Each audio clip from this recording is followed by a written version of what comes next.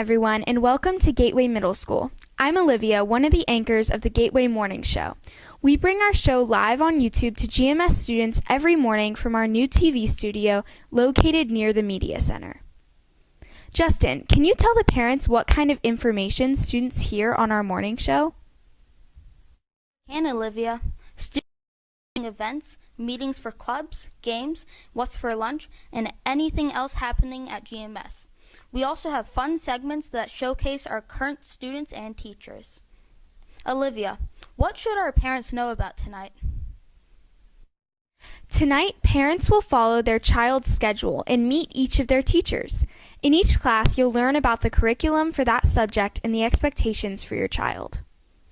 I'm sure some of you might find that a bit confusing. So, Justin, what should they do?